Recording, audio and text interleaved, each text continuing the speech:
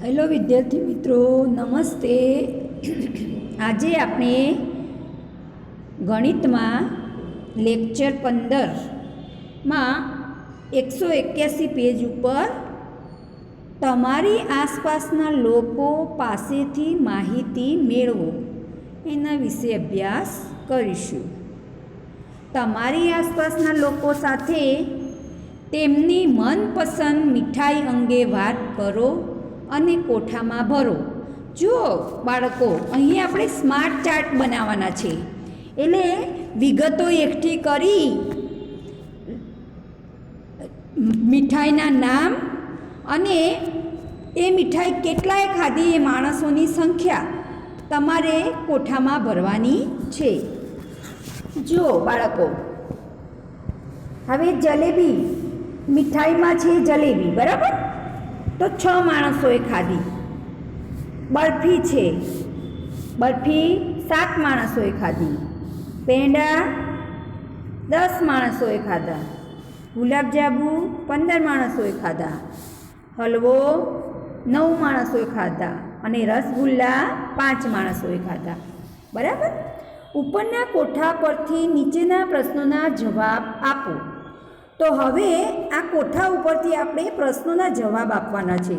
તો સૌથી વધુ મનપસંદ મીઠાઈ, તો આ બધામાં કે જે માણસો વધારે ખાધી હોય, જે મીઠાઈ જે માણસે વધારે ખાધી હોય, જે માણસોએ એ લખવાનું. તો જુઓ 15 આંક છે, માણસોની સંખ્યામાં 15. તો 15માં કઈ મીઠાઈ છે? ગુલાબજાંબુ. તો સૌથી વધુ મનપસંદ મીઠાઈ કઈ છે? ગુલાબજાંબુ. તો તમારે અહીં ગુલાબજાંબુ લખવાનું, બરાબર? સૌથી ઓછી મનપસંદ મીઠાઈ, તો જુઓ માણસોની સંખ્યા જોવાની. એમાં સૌથી નાનો આંક કોનો છે? ઓછી સંખ્યાવાળા માણસો. તો જો 6, 7, 10, 15, 9 અને 5.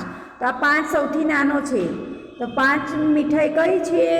રસગુલ્લા. તો સૌથી ઓછી મીઠાઈ રસગુલ્લા છે. કઈ? રસગુલ્લા. હા, 3 નંબર. ખાલી જગ્યા અને ખાલી જગ્યા કરતાં વધુ પસંદ કરવામાં આવી.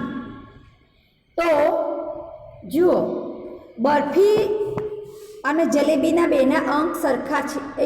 એક અંક પાછળ છે, 6 અને 7. તો જુઓ, બરફીને જલેબી કરતાં વધુ પસંદ કરવામાં આવી. બરાબર? હવે મીઠાઈનું નામ લખવાનું. ખાલી જગ્યાને ખાલી જગ્યા કરતાં વધુ પસંદ કરવામાં આવી. તો હવે આપણે જલેબી અને પેંડા લઈશું. તો જુઓ, જલેબીનો 6 અંક છે અને પેંડાનો 10 છે.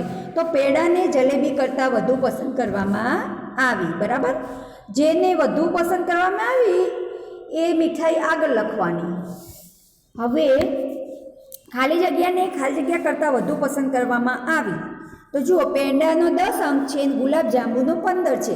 તો ગુલાબજાંબુને પેંડા કરતાં વધુ પસંદ કરવામાં આવી. બરાબર? હવે જુઓ, ખાલી જગ્યાને ખાલી જગ્યા કરતાં વધુ પસંદ કરવામાં આવી. હવે હલવો અને રસગુલ્લા લઈએ. તો જુઓ, હલવાનો 9 અંક છે અને રસગુલ્લાનો 5 છે.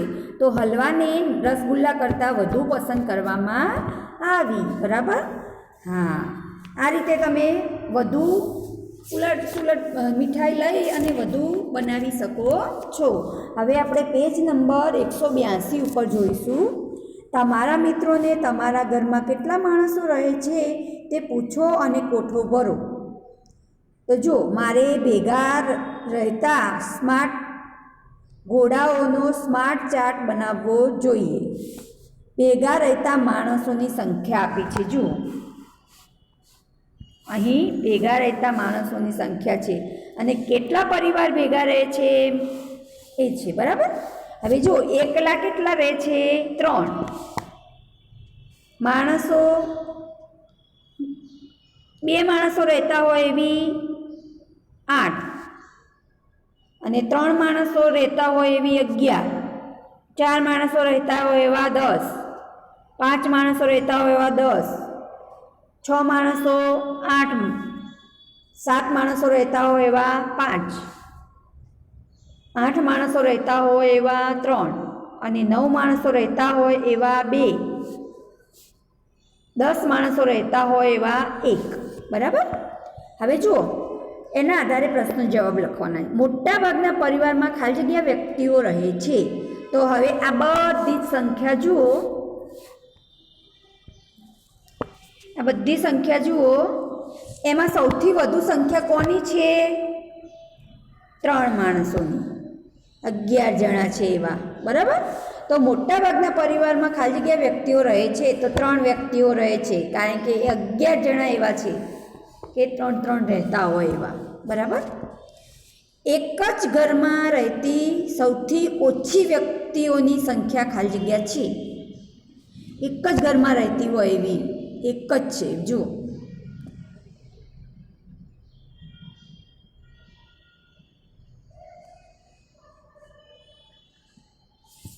પછી 10. જુઓ, આ 10 માણસો એક જ ઘરમાં રહે એવા એક જ પરિવાર છે. બરાબર. હવે 4 માણસો રહેતા હોય તેવા પરિવારોની સંખ્યા. તો 4 માણસો રહેતા હોય એવા પરિવાર કેટલા છે? 10. અહીંયા જુઓ છે ને 10. હા. હવે આપણે નીચે ચિત્ર આપ્યું છે. બરાબર. હવે આપણે પેજ નંબર 183 ઉપર જોઈશું. તમારી સહપાઠી મિત્રો આજે નાસ્તામાં શું લાવ્યા છે? શોધો અને લખો. તો જુઓ, નાસ્તાની વાનગી છે અને વિદ્યાર્થીઓની સંખ્યા છે. ઓકે. તો જુઓ, રોટલીને શાક લાવ્યા હોય એવા વિદ્યાર્થીઓ 14 છે. થેપલા લાવ્યા હોય એવા 8, બટાકા પૌવા લાવ્યા હોય એવા 3, સેન્ડવિચ લાવ્યા હોય એવા 7 અને બિસ્કિટ લાવ્યા હોય એવા 5. તો જુઓ, મોટી સંખ્યામાં બાળકો જે નાસ્તો લાવ્યા હોય તેનું નામ. તો સૌથી વધુ કઈ વાનગી લાવ્યા છે? તો જુઓ, 14 આંક મોટો છે તો રોટલી અને શાક. ઓછી સંખ્યામાં બાળકો જે નાસ્તો લાવ્યા હોય તેનું નામ. હવે સૌથી ઓછું 3 અંક શું લાવ્યા છે?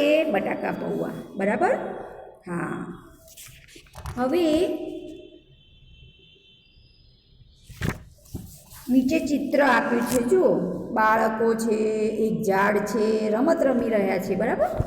હવે આપણે આગળ પેજ નંબર 184 ઉપર જોઈશું. ચાર્ટ સાથે સ્માર્ટ બનો. તો તમારે સંખ્યા લેવાની, વસ્તુઓ લેવાની અને તમારે એ વસ્તુઓમાં કેટલા માણસો હોય, કેટલા વિદ્યાર્થીઓ હોય એના આધારે તમારે સ્માર્ટ ચાર્ટ બનાવવાની કોશિશ કરવાની. તમે આ મીઠાઈની જગ્યાએ ફળો લઈ શકો, શાકભાજીના નામ લઈ શકો, કોને કઈ શાકભાજી વધુ ભાવે, પછી કોને કયું ફળો વધારે ભાવે, કેટલા માણસો એમાં હોય, તો તમે તમારી રીતે ચાર્ટ બનાવી શકો છો. હવે જો હાજરી ચાર્ટ, આપણે સ્કૂલમાં હાજરી પુરાય એનો ચાર્ટ. તો 8/2/2018નો ચાર્ટ આપ્યો છે. હવે જુઓ, ધોરણ છે, વિદ્યાર્થીઓની સંખ્યા છે અને હાજર અને ગેરહાજરની સંખ્યા છે. બરાબર. હવે જુઓ, ધોરણ 1માં વિદ્યાર્થીની સંખ્યા 27 છે. એમાં 25 હાજર છે અને 2 ગેરહાજર છે. બરાબર. ધોરણ 2માં 23 છે કુલ, એમાં 22 હાજર છે અને 1 ગેરહાજર છે. ત્રીજા ધોરણમાં 24 સંખ્યા છે, એમાં 21 હાજર છે અને 3 ગેરહાજર છે. ધોરણ 4માં 22 છે, એમાં 18 હાજર છે અને 4 ગેરહાજર છે. ધોરણ 5માં 25 હાજર છે, કુલ 25 છે, એમાં 23 હાજર છે અને 2 ગેરહાજર છે. હવે આપણે ધોરણ 1, 2, 3, 4, 5ની કુલ સંખ્યા શોધવાની. તો 121 થઈ. બરાબર. અને હાજર સંખ્યા કેટલી થાય? 109. અને ગેરહાજર કેટલી થાય? 12. બરાબર. હવે જુઓ, આ ચાર્ટ દરેક વર્ગના વિદ્યાર્થીઓની સંખ્યા બતાવે છે. વળી તે હાજર અને ગેરહાજર સંખ્યાઓની સંખ્યા પણ બતાવે છે. શાળામાં કુલ કેટલા બાળકો છે? તો આપણે આ કુલ સરવાળો કર્યો તો 121 આવ્યો ને? હા, તો 121. આજે કુલ કેટલા બાળકો ગેરહાજર છે? તો જુઓ, અહીં ગેરહાજરોની સંખ્યા કેટલી છે? 12. તો અહીં 12 લખવાનું. ઓકે, હવે જુઓ,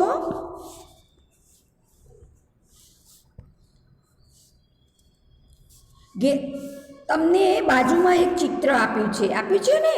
સરસ બોર્ડનું ચિત્ર છે. એક છોકરી છે ટેબલ ઉપર ચડી અને બોર્ડમાં કંઈક લખે છે.